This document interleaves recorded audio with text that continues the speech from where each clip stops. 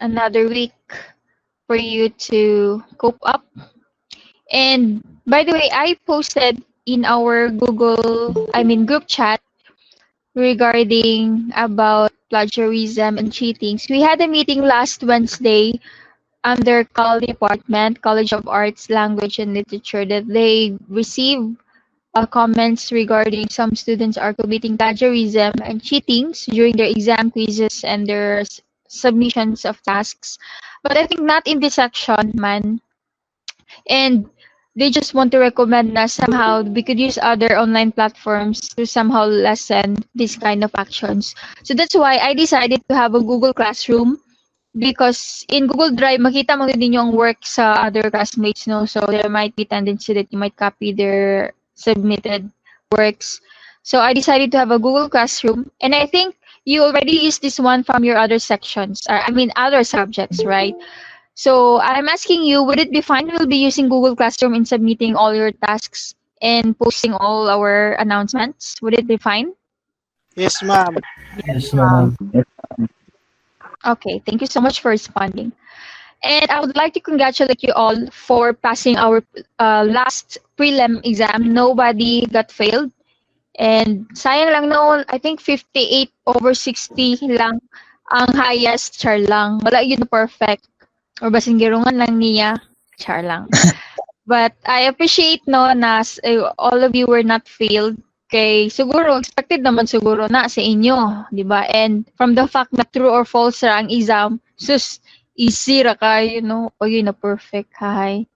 But anyway, you have your upcoming midterm this October 21 to 27.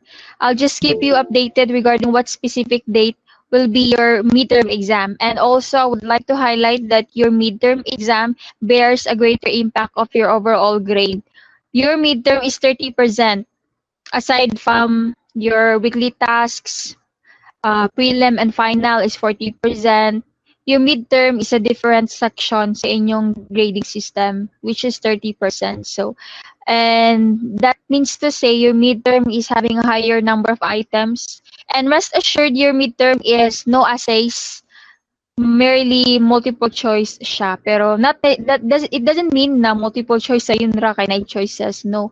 Ang multiple choice, it composed of knowledge base, na ay comprehension, na ay application of na ay sentences. So, naayaw po siya level of difficulty. So, like A, ambot, B, basin, C, correct daw, D, dua-dua, E, bagsak, char. Joke lang ay. Okay, so let's start. Yes, ma'am. Let's start. I'm gonna share now my screen for our new chapter for this week.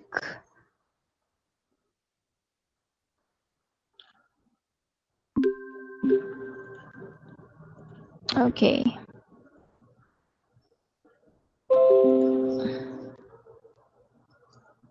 Local and global communication in multicultural settings. So at the end of this, students are expected to determine what are those appropriate terms, expressions, and images, and also to adopt culture and intercultural awareness and sensitivity in communication of ideas. So we begin this lesson today with the word culture. Culture, according to Masiones, it pertains to the way we think, the way we act, and the way of life. So you are regarded as a cultured person if you are acting the way your culture is supposed to be. The way we sleep, the way we talk, the way we communicate with other people matters in culture. And culture does not literally means globally, but also locally. Okay. So you are a culture, therefore, means it's the way how a culture does not encompasses the way of life, but also include communication, language itself. That's what we discussed previously. Now, in communicating other people, you will remember globalization. globalization is very important because we'll be able to know other cultures, that we may gain ideas from them and they may gain ideas and information from us. And knowing other culture or cross-cultural communication is not that easy. We might encounter some miscommunication, misjudgment, that we might think na inana gyud sila for the rest of their life. Di ba? Na we could say na mga taga Mindanao kay ani niya sila mga isugon, mga hugawon, may nana daw. So it's kind of bad no na we misjudge ultimately because lang na ay miscommunication. So these are, one of it is through language difficulties. So there are 4 reasons or factors that why we might having some miscommunication across cultural aspects. So we have here semantics, word connotations, tone differences, and tolerance for conflict and methods for resolving conflict. So let's start with semantics. Semantics, by the way, I think I have already mentioned semantics in our previous lessons. Phonology is the study of sounds. How about semantics? Any idea? Or kinsa tong maka-remember? Yes. So meaning sa semantic. Unsay meaning sa semantics? Hala. Adjective, ma'am. Si adjective. Unsay meaning? Man, nasa Google. Na. Unsay meaning sa semantic? O, tara, meaning of words. Ingon na gani ko, unsay meaning sa semantics? So, if these phonemes, sounds, or letters are now combined and it has intended meaning, is what we call semantics. So, semantic means meaning. Okay. Now, what makes semantics a problem? Because there might be a tendency that we have the same word, not a word ginagamit in certain place or certain group of people, na lahi siya ang meaning sa ila. Or or bali. Pwede po, same ang meaning, pero lahi ang words ilang paggamit. So we have an example here from Kiwi and Australia. In English, we use the term hiking. For them, tramping sa Kiwi. Pero same rang meaning but different words. More siya homonyms bitaw. We have also sleepers in English. They use the term jandals. Pero same ra ilang point. We have also in Australia, ilang chicken is chooks. Wala sigurang chooks to go, no? And then togs, ilang bathing suit. So semantics could be a factor because we have the same meaning pero lahi ilahang paggamit sa term. Okay? Another thing is not just globally but locally. Since Philippines is divided into 3 sections, Luzon, Visayas, Mindanao, within the region of Mindanao, we have also these terms na ginagamit po sa other region like Luzon pero different meaning. For example, the term libog. Libog in Luzon, it means lost. But in Mindanao, it means confused. So be careful on using this one. If you might be talking to a Tagalog or Tagaluzon na people like, nalilibog ako sa'yo, meaning di anak may pagnanasa ako sa'yo. So it's kind of... Oy, it's so ana siya, the point here is that do not be careful in using this term, ha, kay it might have different meaning to them. We have also libang. Libang, it means recreational or entertainment sa Luzon, but here in Mindanao, it means tae, defecating.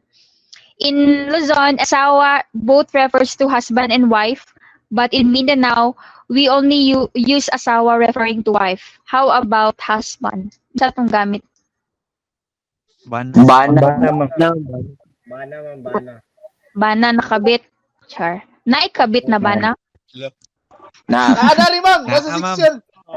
Nasa bugod. Thank you. And for kayo, babae lang puminti gina-refer og kabit. Dapat na po'y kabit na lalaki. Na, ma'am. Kana si Carlo. Anyways. Dapan, ma'am. Okay, let's continue. So aside from semantics, we have connotations. Remember in your high school years that a meaning could be defined into two types, denotations and connotations. When we say denotation, this is the standardized definition found in a dictionary, Merriam, Webster, Cora. Connotations is the secondary meaning implied to it. For example, the word flower. Denotation of flower meaning is it is a living thing composed of petals, etc. like that. Connotations of that is if you put implication meaning of flower, that is connotation. For example, flower it means blooming of success, or it means peace, or saman it means beautiful. So muna siyang connotation, secondary meaning.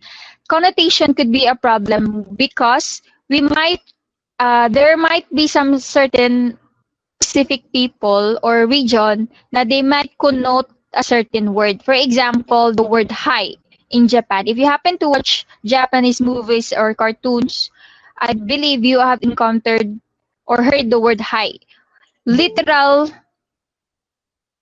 denotation meaning of hi is yes, I agree. Pero Japanese would connote the term hi into yes, I'm listening. So lahi ra kay siya no kung mayon kag yes, I agree, like yes, nituo ko nimo kaysa yes, I'm listening. Oo, naminaw ra ko. So this could be a form of conflict. Eh. Probably US might think na if they order something sa Japanese like they reply na hi. So the US might think na okay ni agree siya sa kuha. Pero sa ilahaman day is lingon mo sila naminaw ra ko kay pero ako nag-agree. So that could be a factor in miscommunication. The third one is tone differences. The tone changes depending on the context. People speak differently at home, in social situations, and at work. Tone differences refers to we limit our choice of words depending on whom the type of people we are speaking to. For example, there is quite differences the way we talk to our mom, the way we talk to our manager.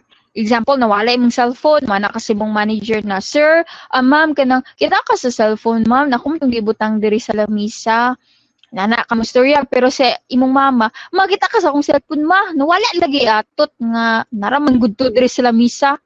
O, diba? Lahi ra kay atong tone, the way we speak to the type of people we are talking to. That could be a factor. So we limit our choice of words.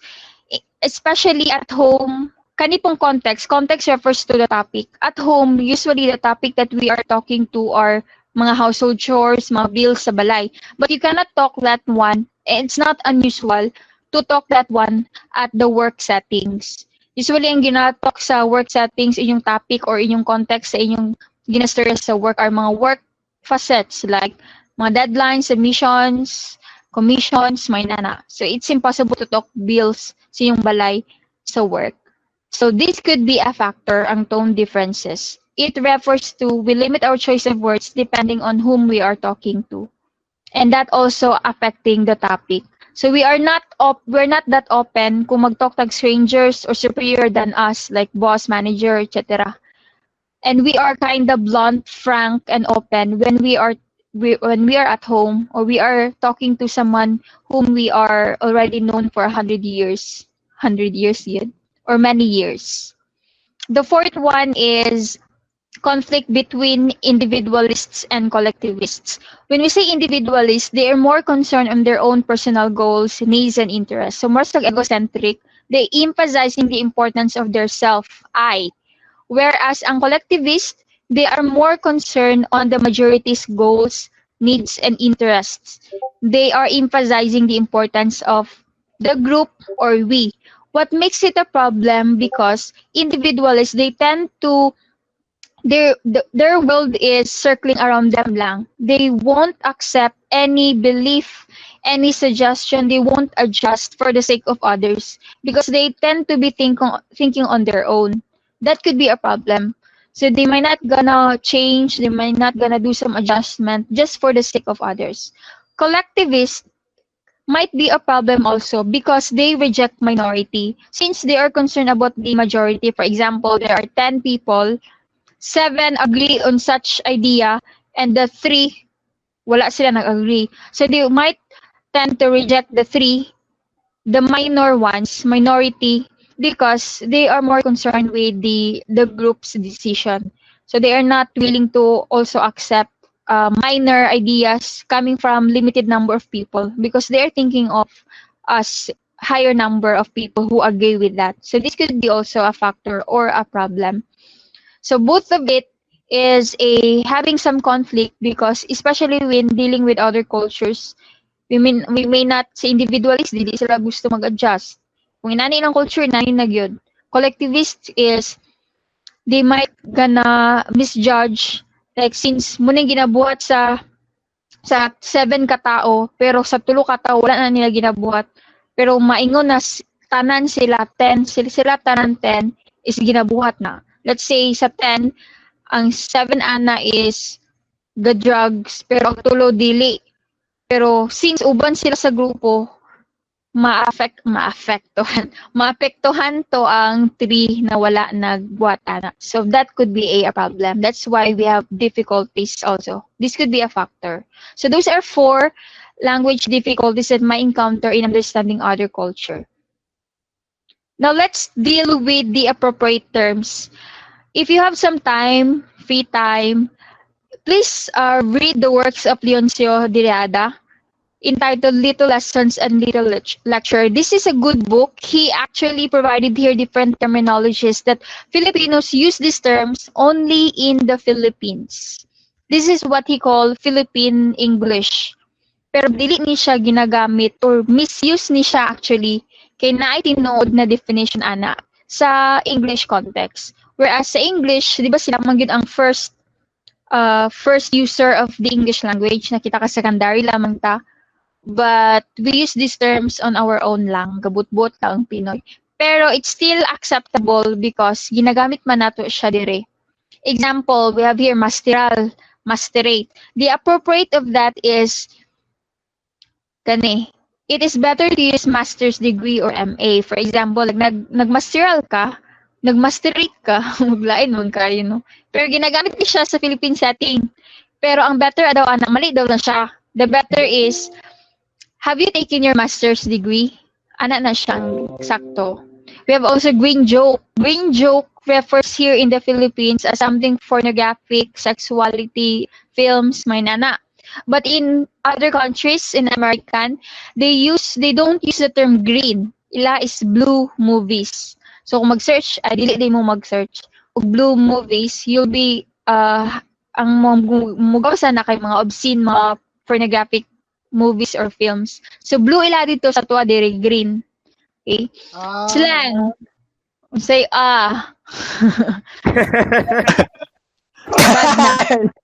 Kalame. Slang refers to here in the Philippines, it refers to kanang the way we talk, like hiwit lagi siya mo storya, slang lagi siya mo storya. But in English, slang means it's part of colloquialism, more siya dialect or other term. For example, like kanang mubo, like short, dwarf. Slang ana or other term of that is horizontally inclined. So, nanang meaning sa slang. Pero sa tuwa, we define slang as the way mo storya ang tao. So, tricky ang Pinoy, no? We have also chippy. Chippy in Philippines, we regard it as something barato. Chippy ra kay ang cellphone. Pero be careful no, sa other country, meaning of chippy is prostitute. Chippy ra lagi kay mong kuan, prostitute man lang meaning ana. Okay. We have also presidentiable, senatoriable, mayorable. These are not found in English words. Because when you say able is a suffix, di ba? One of parts of prefix. Able is a suffix, and suffix should be added on verbs like use, avail, available, usable. Ginagamit lang ang suffix to add sa verb, pero dili siya sa noun. President, senator, and mayor are nouns. So, pero ginagamit niya siya sa Philippines. Presidential address, senatorial address, mayorable, may nana. Which is actually, mali siya, pero here in the Philippines, it is acceptable. Mali, acceptable siya diri since part na ni na culture sa tua na inani na term. Another is celebrant. Ano meaning sa celebrant sa Philippines? Hangga birthday. Okay, ang birthday yan, ang star, anak na adlaw. But the meaning of celebrant is, the real meaning of celebrant is the one who officiates in a ceremony. Hindi siya ang organizer.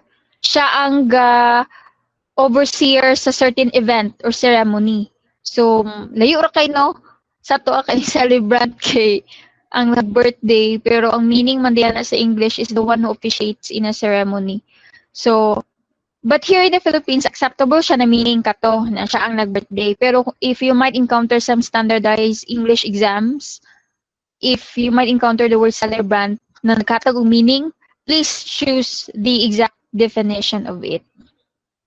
Okay. We have also other peculiar terms, like kani, aircon refers to air conditioning system, but here in the Philippines, we refer aircon as a human being. Sirad-i ang portahan kimugawas ang aircon. We have also CR. CR, if you're gonna use CR sa laing nasod, like, excuse me sir, where is the CR? Wala na sila kawalo because they use the term toilet and bathroom. CR means comfort room and it has different meaning. Comfort room, pwede siya katulgan, pwede siya recreational. Pero sa tuwa, ang meaning sa comfort room, kalibangan. Diba? Amazing. Pero again, accepted na siya diri sa Philippines ang word na CR. Pero for them, toilet na ilang term, toilet and bathroom. We have also every now and then. Every now and then sa tuwa, it means always. Every now and then, lagi siya bisita sa ko, char. Pero ang meaning di ana is often for a while, pa nagsara dito. Okay, scheduling man di ang pagbisita. Sa first na girlfriend, second na girlfriend. No? Based on experience naman. Diloy. We have I'm toothbrushing. So, toothbrushing kay diri na siya sa Philippines, pero ang appropriate ana is I am brushing my teeth. Okay? And we have also other terms here. Kani tomboy. Have you heard sa CNN na mga English news na boy was killed? Di ba wala man? Usually they use boyish or lesbian. So kaning tomboy, Philippine na siya, Philippine English na siya. Okay. We have also other different terms dire. Kani siya. By the way, this kani siya mga tenses ni siya. And I think you have already encountered this in your high school years, katong mga simple present tense, simple present perfect tense, simple present progressive tense, simple present perfect progressive tense. They have these tenses because maglisod sila o wala sila change of verb. Compared to Bisaya, Filipino naman tay maglaba, naglaba, mulaba. Sa yunra, sa ila is they have to add distances para to set specific time when is that action happen. We're not gonna deal this one because I know you have already encountered this one in your high school years. The rest of these, kamo nabasa ani, these are mga other expressions like example ani peculiar. Ginagamit nato siya pero dili siya gyud ina naka-appropriate because there are recommended words to say it. So kamo nabasa na daggo na inyo ga. Tiguwang na. Sige, ma'am. Sige, ma'am. Oh yes, any other factors aside from we should be sensible enough for other cultures in terms of the way their mga non-verbal communication, facial expression, gestures. The rest of here are just simply mga definitions. What's our regional dialect or gestures? And I know you, mga tiguang naman mo. And then, regards to your activity,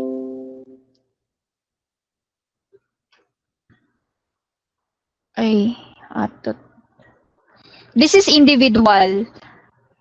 This is only region, particularly regions in the Philippines. Ay mo gawas. So example, region Davao, dialect Davaoenyo or Bisaya. Naay term sa Davao na dili siya applicable diri sa Cagayan. For example, awo. Ato diri is hilanat. But for them sa Davao, ilang term is kalintura. Yes, that's correct. So ibut na yun dire kalintura. What's the meaning of it? It's a form of sickness. It's an illness ang meaning. So at least 5 lang pwede gyapon na tagduwa. Like, example, katong previous na ko example na, like, katong libog, or let's say, langgam. In Tagalog, langgam means ants. In Mindanao, langgam means bird, anak. So, pwede ra siya. At least 5, no?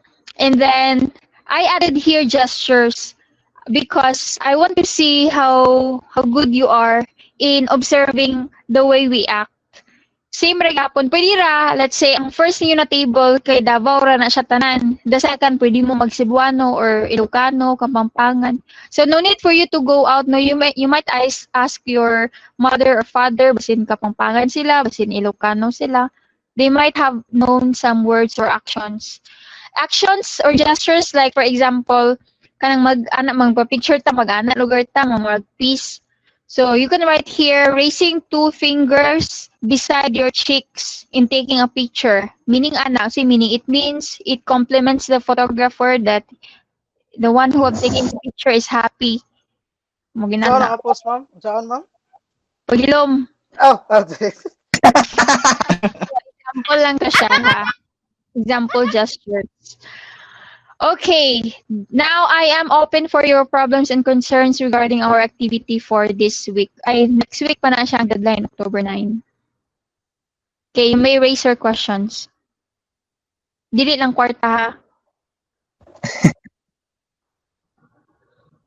Sabtan ra? Yes, Ay, naman to Yes, ma'am. Ay, naman Yes, to eh. ma'am. Easy ra kayo yung Yes, ma'am. War ka buksa. Dungaga na to. Ayaw na, ma'am. Ayaw na, ma'am. Okay. Ma'am, stream ba daw ka, ma'am? Secret. Sa mitik ka mo. No, Okay. son.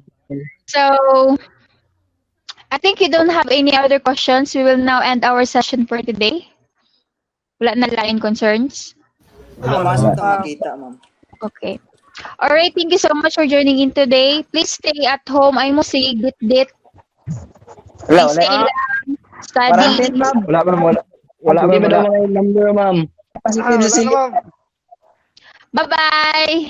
Bye, ma'am. Bye, ma'am. Bye, Streamer ma'am. ka, ma'am. Secret. Sa stream niyo, ma'am. Bye, Hindi ma'am. pa naman yung number, ma'am. No. Bye-bye. Grabe ka mga paras-paras. Bye, ma'am.